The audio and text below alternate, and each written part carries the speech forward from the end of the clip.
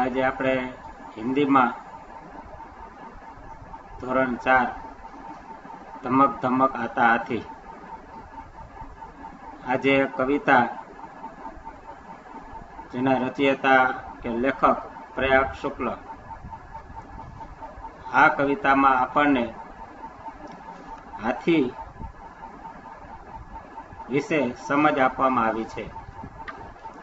હાથી પ્રાણી વિશે લગભગ બાળકો તેનું નામ સાંભળેલું હોય અથવા જોયેલું હોય છે. હાથી એક એવું વિશાળ પ્રાણી છે કે જે મોટું પ્રાણી છે કે જેના આગળના ભાગમાં એક લાંબી સૂંઢ હોય છે અને તેને બે આગળ આપણે જોઈએ કે લાંબા દાંત હોય છે અને હાથી ને 4 થાંભલા જેવા મોટા પગ હોય છે. હાથી ધમક ધમક હાથી હોય છે, એ ચાલે છે. એટલે હાથી વિશે આજે આપણે આ કવિતા બોલવાની છે. તો ધોરણ 4 ધમક ધમક આતા હાથી.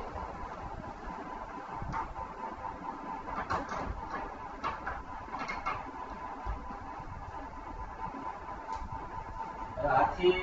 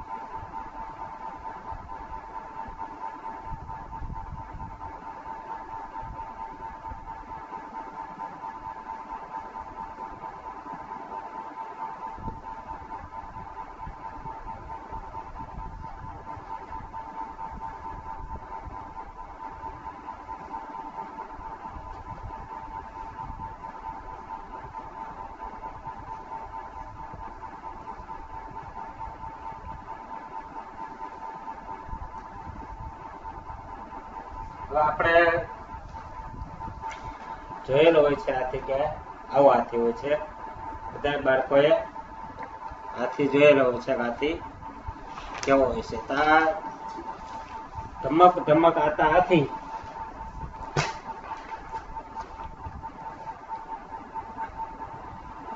બરાબર. તો હાથીનું જે આમાં સુંદર મજાનું ગીત આપવામાં આવ્યું છે.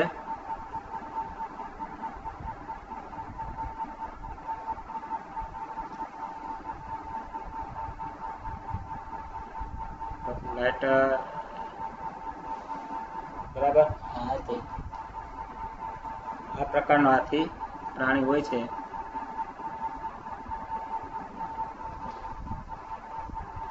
दमक दमक आता हाथी, दमक दमक जाता हाथी। अपनी सूंड उठाता हाथी, अपनी सूंड गिराता हाथी। अपनी सूंड हिलाता हाथी, अपनी सूंड घुमाता हाथी। धमक धमक आता हाथी, धमक धमक जाता हाथी। जब पानी में जाता हाथी, भर भर सूंड नहाता हाथी। कितने केले खाता हाथी, ये तो नहीं बताता हाथी। धमक धमक आता हाथी, धमक धमक जाता हाथी। फिर से दोबारा गाते हम। धमक धमक आता हाथी, धमक धमक जाता हाथी। अपनी सूंड उठाता हाथी, अपनी सूंड गिराता हाथी। अपनी सूंड हिलाता हाथी, अपनी सूंड घुमाता हाथी। धमक धमक आता हाथी, धमक धमक जाता हाथी। जब पानी में जाता हाथी, भर भर सूंड नहाता हाथी। कितने केले खाता हाथी, ये तो नहीं बताता हाथी। धमक धमक आता हाथी, धमक धमक जाता हाथी। बराबर हाथी जे प्राणी छे એ ધમક ધમક જાય અને ધમક ધમક आवे। अपनी सूंड उठाता हाथी, हाथी को आपने देखा है कि अपनी सूंड है वो ऊपर उठाता है। अपनी सूंड गिराता हाथी, हाथी अपनी सूंड से वो नीचे गिराता है। अपनी सूंड हिलाता हाथी, हाथी अपनी सूंड ऐसे ऐसे हिलाता है। और अपनी सूंड घुमाता हाथी, हाथी अपनी सूंड घुमाता भी है। तो हाथी से वो धमक धमक आता है और धमक धमक जाता है। वो जब चलता है तो धमक धमक आवाज आती है ना, तो धमक धमक आता है और धमक धमक जाता है। जब पानी में जाता हाथी, भर भर सूंड नहाता हाथी। हाथी को पानी बहुत ही प्यारा है। जैसे छोटे बच्चे होते हैं, उसको पानी में नहाने का मजा आता है। आपको भी पानी में नहाने का मजा आता होगा कि जो घर में टब होता है, नल के नीचे नहाने का मजा आता है। तो हाथी को भी पानी में बहुत ही मजा आता है। हाथी को पानी में ठंड मिलती है, तो पानी में नहाने का और पानी उड़ाने का उसको बहुत ही मजा आता है। वो अपनी सूंड में पानी लेता है और सूंड पीछे करके अपने शरीर पे पानी डालता है और सूंड भर भर के पानी से वो नहाता है। पानी में सूंड भरता है पानी की, और पानी होता है वो अपने शरीर पर डालता है। कितने केले खाता हाथी, यह तो नहीं बताता हाथी। हाथी क्या नहीं बताता है, कितने केले खाता है वो हाथी नहीं बताता है, क्योंकि हाथी को केले बहुत ही पसंद है। वो बहुत सारे केले खा जाता है। 17-18 किलो केला वो खा जाता है। धमक धमक आता हाथी, धमक धमक जाता हाथी। और पढ़िए और समझ में इसमें दिया है, उठना तो गिरना। विलोम शब्द है, विरोधार्थी शब्द, विलोम शब्द। उठना तो गिरना। जो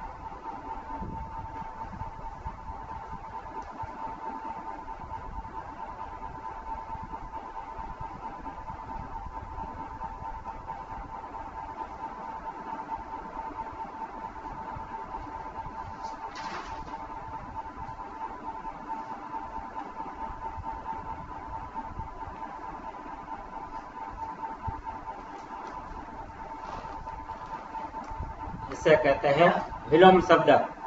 विलोम मीन्स जो विरोधार्थी शब्द होते हैं।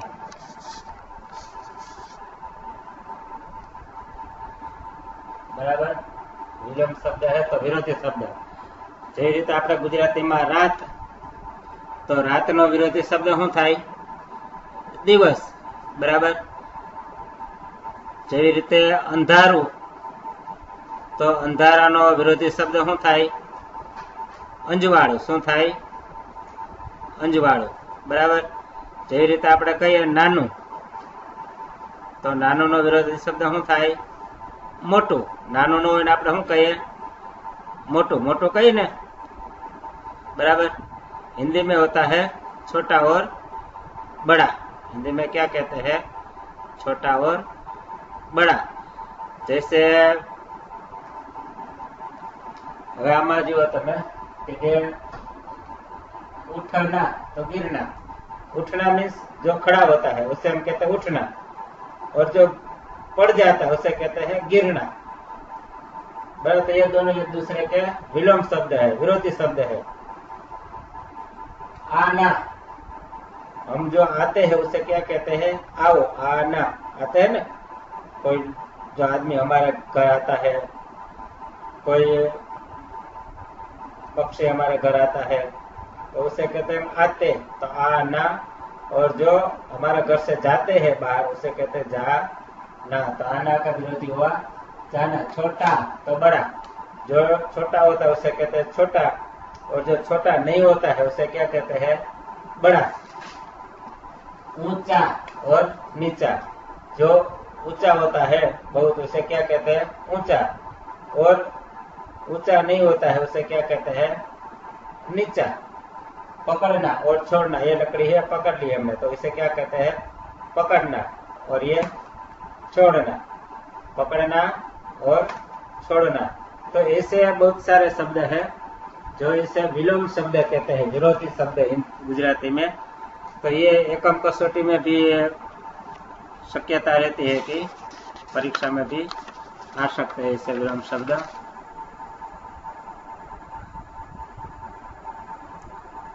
ऊपर दिए गए विलोम शब्दों पर आधारित वाक्य बनाए। गिरे हुए को उठाना चाहिए।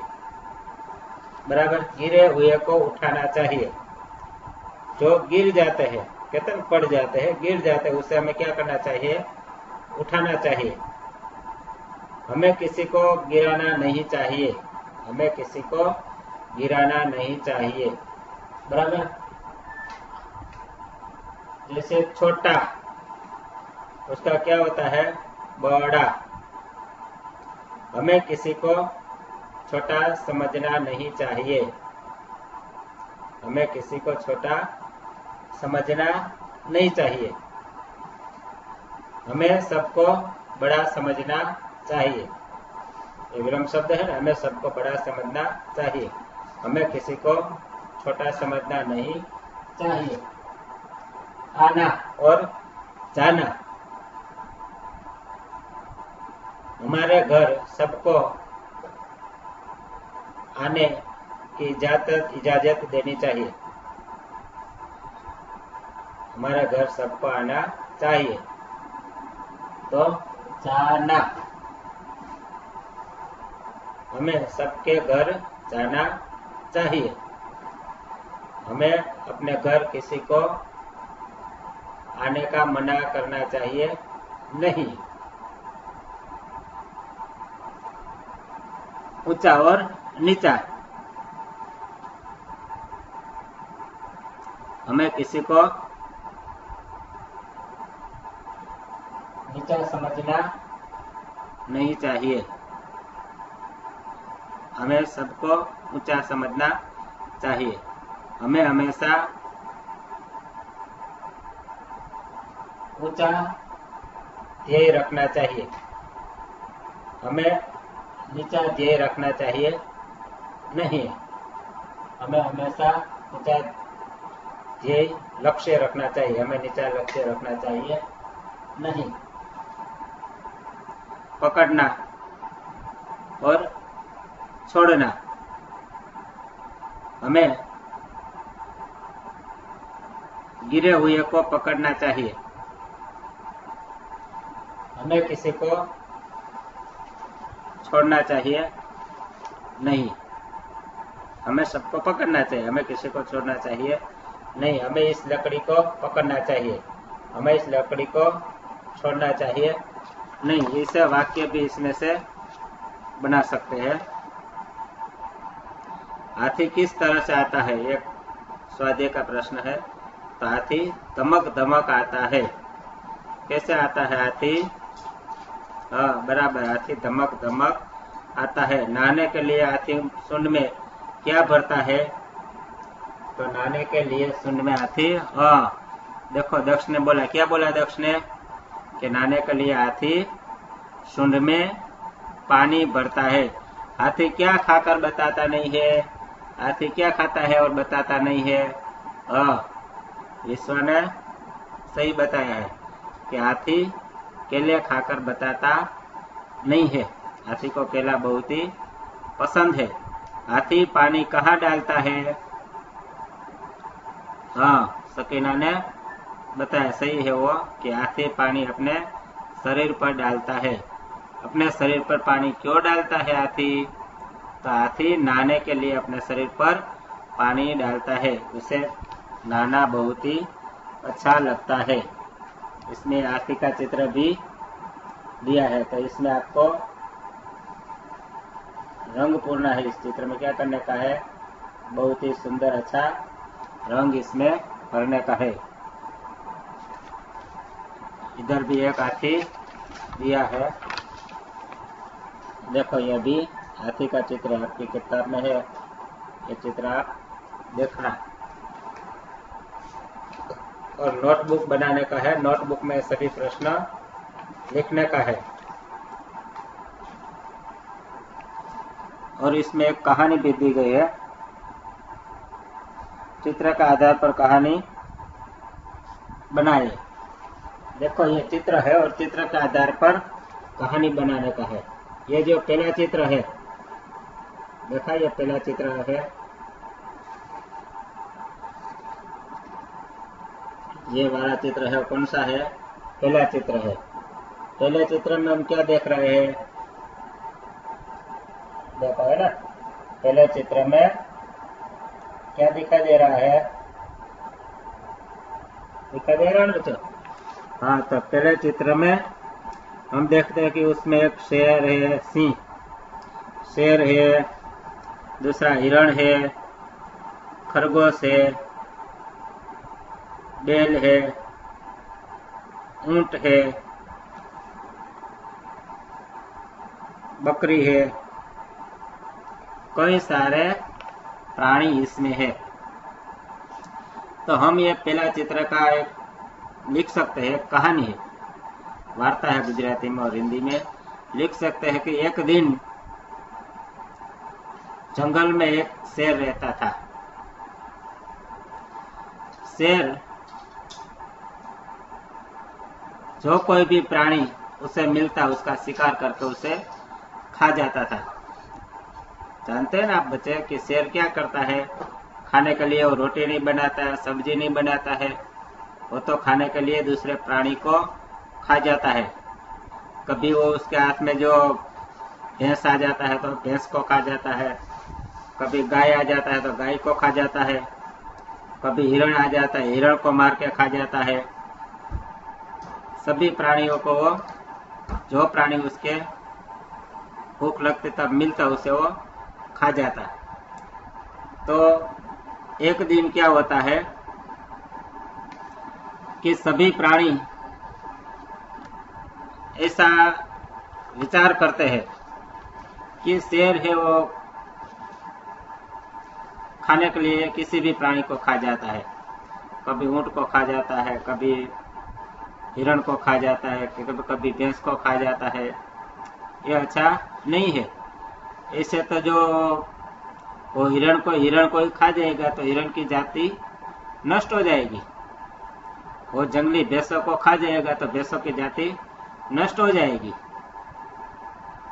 और जो छोटे छोटे प्राणी है, बराबर, तो खरगोश है, सियार है, लोमड़ी, उसकी संख्या बढ़ जाएगी। शेर होता है ज्यादातर तो भैंसों को खाता है, जंगली गैया को खाता है, जंगली हिरण को खाता है। तो ऐसे तो हमारी जाति है वो संकट में पड़ जाएगी। हमें सबको शेर के पास जाके उसे समझाना चाहिए। तो वो एक दिन सभी प्राणी शेर के पास जाते हैं और एक मीटिंग का आयोजन करते हैं। ऐसा मीटिंग का आयोजन करते हैं और इसमें चर्चा करते हैं कि अरे शेर भैया, आप तो कभी भी किसी भी प्राणी को खा जाते हैं। ऐसा नहीं है, आप ऐसा करिए कि आपके पास रोज एक प्राणी आ जाएगा। क्या कहते हैं? आपके पास रोज एक प्राणी आ जाएगा, आप उसे खा जाना। आपको शिकार जाने की कोई जरूरत नहीं है। शेर को क्या कहते हैं कि आपको शिकार जाने की कोई जरूरत नहीं है। आप अपनी गुफा में रहिए, आराम से इधर उधर घूमिए फिरिए, आनंद से रहिए, आपको खाना मिल जाएगा। शेर को तो कहता है कि यह तो बढ़िया है, यह तो बहुत अच्छा है, मुझे घर पर ही जो खाना मिल जाएगा तो मुझे तो कहीं पर जाने की जरूरत नहीं है। वैसे भी मैं अब तो बूढ़ा हो गया हूँ, इधर उधर जाते जाते शिकार की खोज में मैं थक जाता हूँ। और कभी कभी ऐसा भी होता है कि मुझे कोई शिकार नहीं मिलता है तो मुझे भूखा रहना पड़ता है। तो शेर भी कहता है ये बात तो बढ़िया है, अच्छी है, कल से मैं शिकार करने नहीं जाऊंगा। आप में से कोई एक प्राणी मेरे पास आ जाना और मैं उसे खा जाऊंगा। सभी प्राणी ऐसा सोचते हैं कि सभी के घर से एक एक प्राणी है, वो एक प्राणी को रोज सिंह के पास जाना पड़ेगा। सभी के घर से नहीं हो, किसी एक के घर से एक प्राणी को सिंह के पास जाने पड़ेगा और शेर उसे खा जाएगा। तो सभी को यह विचार पसंद आया, शेर को भी पसंद आया। तब सभी प्राणी क्या करते हैं, एक दिन तो पहले दिन तो बारी आती है हिरण की। हिरण जाता है तो हिरण को खाते शेर को तो बहुत ही मजा आता है। वो सोचता है वाह, आज तो अच्छा दिन है, मुझे शिकार की शोध में नहीं जाना पड़ा, आराम से इधर बैठे बैठे मैं खा लेता हूँ। तो दूसरे दिन एक भैंस का बारी आती है तो भैंस जाता है। दूसरे दिन सिंह भैंस को मार के खा जाता है, पूरा पेट उसका भर जाता है। उसको बहुत ही मजा आता है कि आज तो मुझे भैंस का खुराक मिल गया, मुझे कहीं शिकार करने के लिए नहीं जाना पड़ता है। तो दूसरे दिन और तीसरे दिन एक गधे की बारी आती है।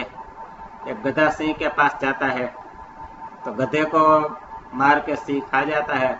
सिंह को तो बहुत ही मजा आ गया, वाह ये तो क्या दिन आए हैं मेरे, कि कहीं पर मुझे भटकने नहीं जाना है, कहीं पर शिकार की शोध में नहीं जाना है, मैं तो आराम से इधर घर पे ही मुझे खाना मिल जाता है। सिंह को तो बहुत ही मजा आ गया। एक दिन क्या आता है कि जो खरगोश होता है, देखो ये दूसरा चित्र है ना, ये दूसरा चित्र। हाँ, एक दिन खरगोश की बारी आती है। किसकी बारी आती है? खरगोश की। तो खरगोश मन में सोचता है कि मैं सिंह के पास जाऊंगा तो सिंह मुझे खा जाएगा, ऐसे भी मुझे मरना है और वैसे भी मरना है।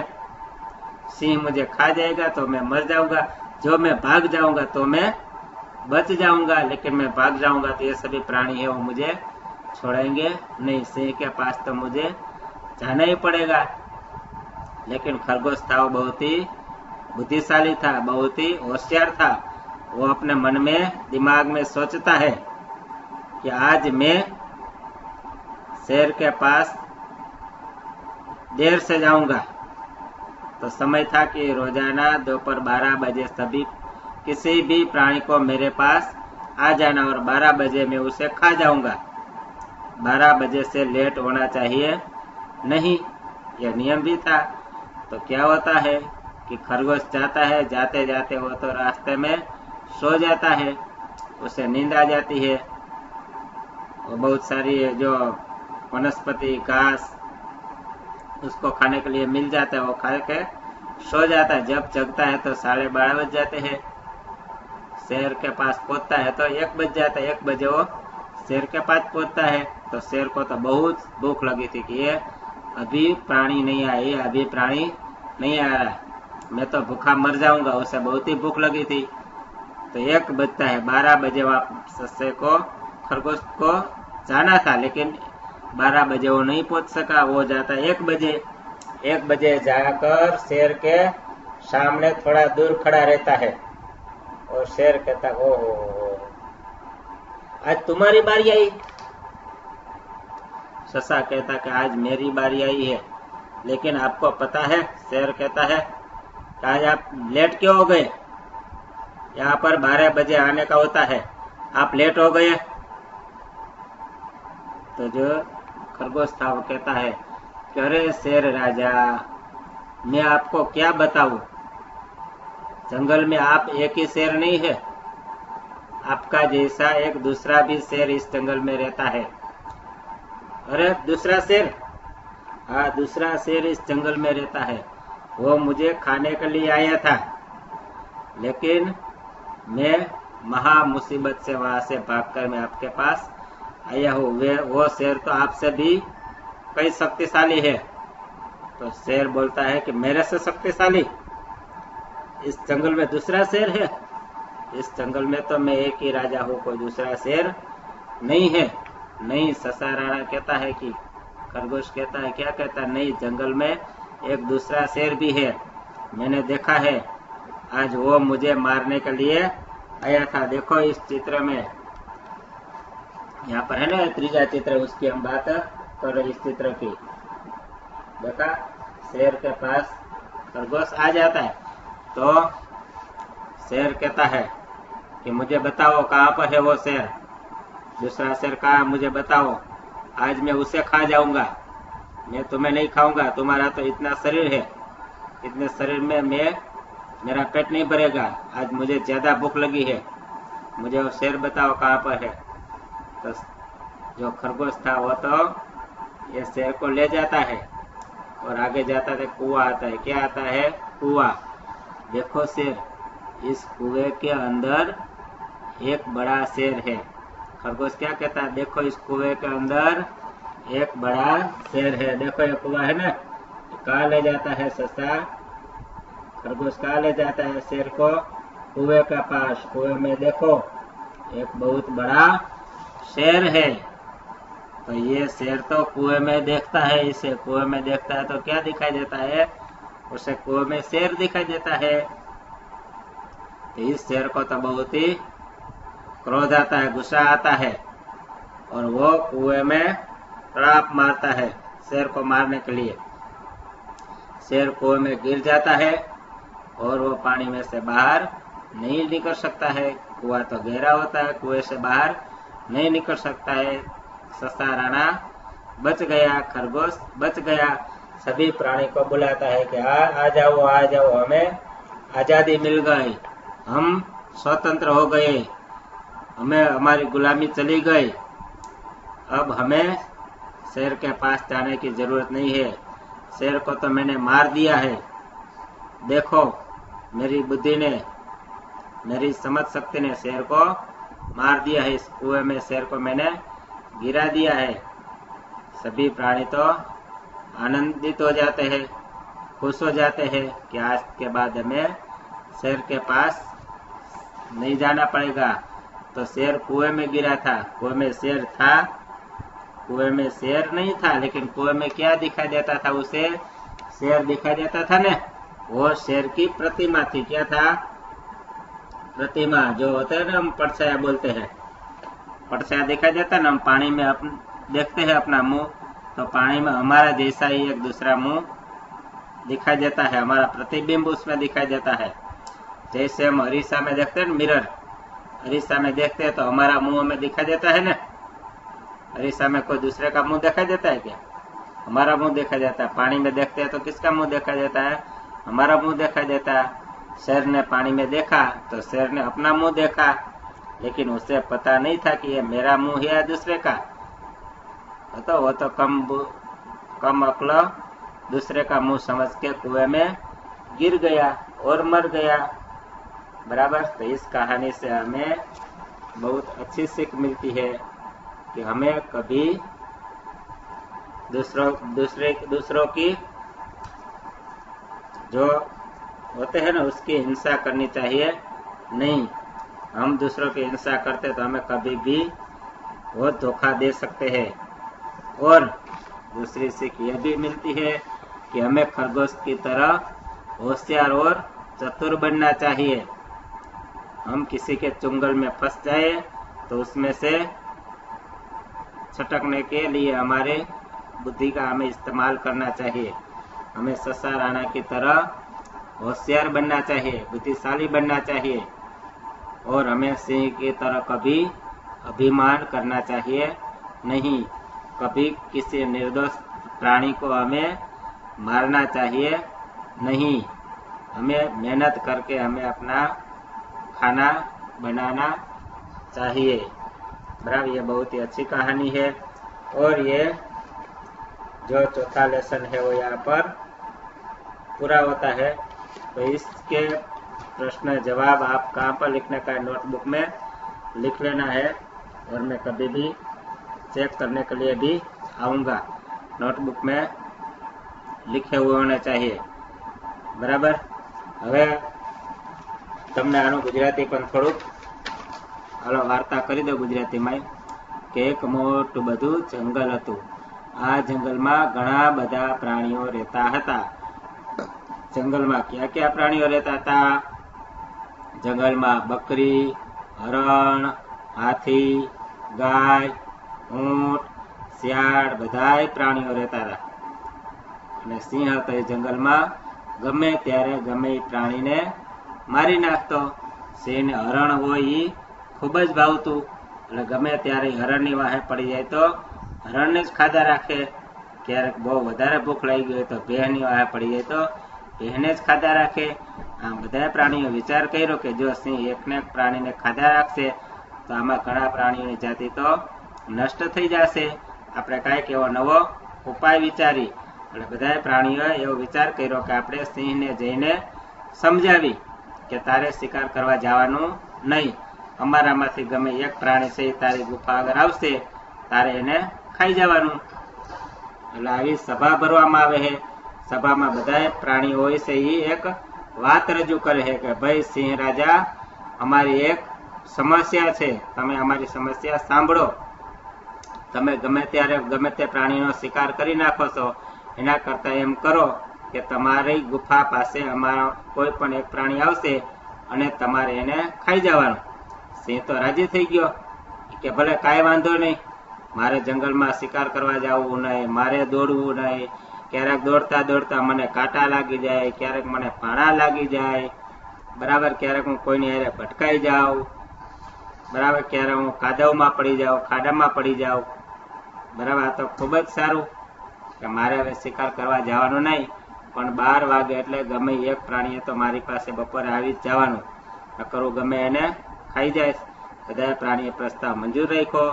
એટલે પહેલા દિવસે એક હરણનો વારો આવે છે। હરણ જાય છે તો સિંહ તો બપોરે એને ખાઈને બહુ આનંદિત થઈ જાય કે વાહ, તો મને બહુ જ મજા આવી, હવે મારે શિકાર કરવા જવું નહીં પડે। બીજે દિવસે એક ભેંસ જાય છે। ભેંસ તો બહુ મોટું પ્રાણી હોય। ભેંસ જાય છે, ભેંસે 12 વાગે પહોંચી જાય। ભેંસને ખાઈને સિંહને ખૂબ જ મજા આવે। ત્રીજા દિવસે ગધેડાનો વારો આવે। સિંહ તડાપ મારીને ગધેડાને મારીને એનો શિકાર કરી જાય છે। ચોથા દિવસે એક સસલાનો વારો આવે। હવે સસલું વિચારે છે કે ઓહો, મારે તો ઓમેય મરવું એ કે બરાબર, હવે હું તો સિંહની પાસે જાઉં, બરાબર, કાંઈક મારી બુદ્ધિનો ઉપયોગ કરું, મારા મગજનો ઉપયોગ કરું, મારે તો ઓમેય મરી જાઉં, ઓમેય મરવું, જો ભાગી જઈશ બરાબર તો આ બીજા પ્રાણી મારી જાય, સિંહ પાસે જઈશ તો સિંહ મારી નાખશે। તો ભગવાને મને આવી બુદ્ધિ આપી છે, આવું મગજ આપ્યું, તો મારા બુદ્ધિનો ઉપયોગ કરું। સિંહે તો ઘણું બધું ખાધું, સસલું હતું એને તો જંગલમાં ઘણું બધું ખાધું, કોણા કોણા પાંદ ખાધા, કોણું કોણું ઘાસ ખાધું, આ બધું ખાધું એટલે તો ઝાડવા નીચે થોડીક વાર હોઈ ગયું, એને નીંદર આવી ગઈ। જ્યાં ઉઠીને જોયે ત્યાં તો 12:30 વાગ્યા। ઓહો, 12:30 વાગી ગયા। આ તો સિંહ તો બહુ જ ગુસ્સે થઈ જાય। સિંહ ઘર પહોંચે તો 1 વાગી જાય। શેઠ ઓલું સસલું તો આમ છેટું ઊભું હોય છે। સિંહ એને જોઈને કે આ સસલા તારો વારો હતો? તો કે હા, કેમ 12 વાગ્યા નો આવ્યો? કેટલા વાગ્યા? 1 કલાક મોડો હતો। બરાબર. તો આ કે અરે સિંહ રાજા, હું વાત કરું, આ જંગલમાં એક બીજો તમારા જેવો સિંહ રહેશે હોય ને, આ મારા જેવો? કે આ તમારા જેવો, તમારા કરતા વધારે શક્તિશાળી આ જંગલમાં સિંહ છે. તો સિંહ કે અરે શિયાળા, અરે સસલા, મને બતાવી કે આજ મારે એને ખાવો છે. તારામાં હું અમે ધરાઈશ નહીં, તારું તાવડું જીનકું દડા જેવડું શરીર છે, તારામાં હું ધરાઈશ નહીં, મને સિંહ બતાવે, મારે એ સિંહને ખાવો છે. તો કે હાલો, જોવું હોય તો તમને સિંહ બતાવું, પણ છે તમારાથી નહીં, શક્તિશાળી, તમે બચીને રહેજો. સિંહને તો અભિમાન આવી જાય, કોઈ કે મને એ કે કોઈ પણ સિંહ આ જંગલમાં પહોંચે નહીં, આ જંગલમાં મારા જેવો બળવાન બીજો સિંહ નથી. તો કે હાલો હું તમને બતાવું. જાય છે, થોડા દૂર જાય છે તો એક કૂવો આવે છે, કે જો સિંહ રાજા, કૂવાની અંદર જુઓ, આ કૂવામાંથી સિંહનો અવાજ છે. આ કૂવામાં એક સિંહ રહે છે. સિંહે તો આમ કૂવામાં કાંઠા ઉપર ચડીને જે જોયું પાણીમાં, તો પાણીમાં એનો પડછાયો દેખાણો, પાણીના એનું પ્રતિબિંબ દેખાણું. અને સિંહે તો જે ગર્જના કરી, તો કૂવામાંથી ગર્જના આવી, સિંહ જે કૂદકો પાણીમાં માર્યો, બરાબર. તો પાણી ઊંડું હતું, સિંહ ડૂબી ગયો, સિંહ બહાર નીકળી શક્યો નહીં. સસલું હતું આઝાદ થઈ ગયું, સ્વતંત્ર થઈ ગયું, જંગલના બધા પ્રાણીઓને આઝાદ કરાવ્યા, બરાબર. એટલે આ વાર્તા પરથી એ જાણવા મળે કે આપણે સિંહની જેમ અભિમાન કરવું જોઈએ નહીં, પણ સસલાની જેમ બુદ્ધિશાળી અને સમજદાર બનવું જોઈએ, બરાબર. આપણે કોઈ દિવસ નિર્દય પ્રાણીઓનો શિકાર કરવો જોઈએ નહીં. તો આ વાર્તા પૂરી થાય છે.